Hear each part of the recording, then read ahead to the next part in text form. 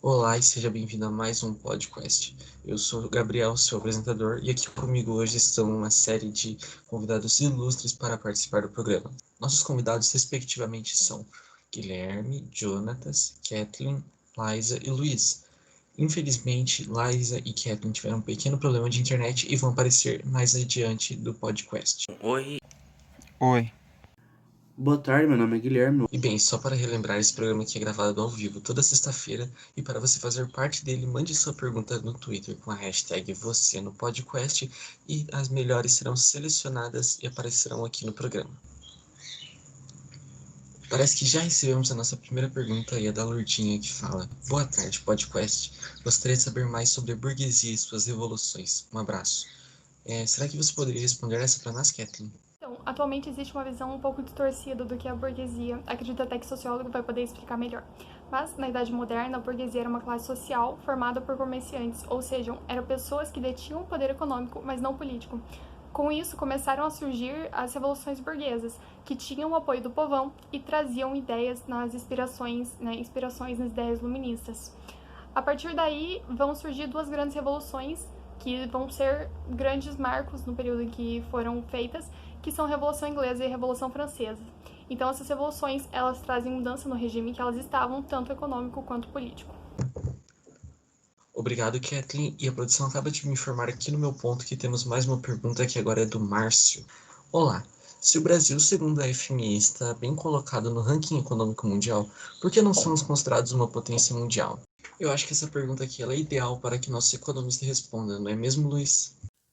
Segundo dados do Fundo Monetário Internacional, a FMI, o Brasil ocupou a 9ª posição no ranking econômico mundial em 2019. No entanto, estar entre os 10 primeiros do Produto Interno Bruto, o PIB, global não significa se tornar um país rico e desenvolvido.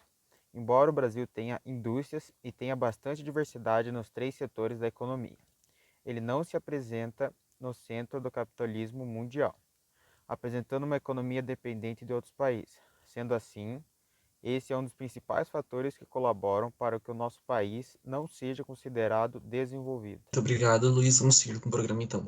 Produção, tem alguma pergunta? Beleza. Pergunta do Silvio. Como a estrutura fundiária brasileira gera desigualdade? É realmente importante apoiar a agricultura familiar?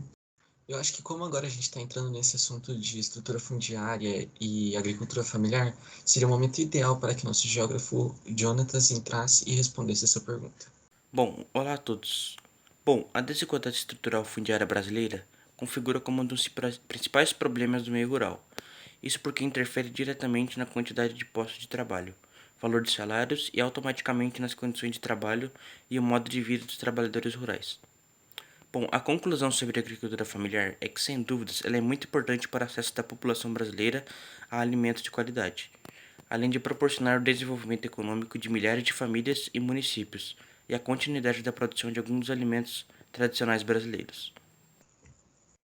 Muito obrigado, Jonatas, mas agora seguindo o programa, eu tenho uma pergunta da Mária. Queria saber qual a visão da filosofia sobre isso na formação da sociedade. Então, agora que estamos entrando no assunto de filosofia, ninguém melhor para falar sobre do que Liza, nossa filósofa.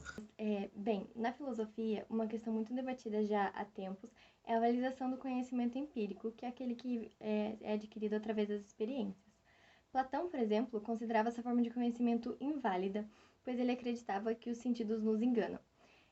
Para ele, as ideias verdadeiras são inatas e a verdade seria algo único que só precisa ser encontrado por nós.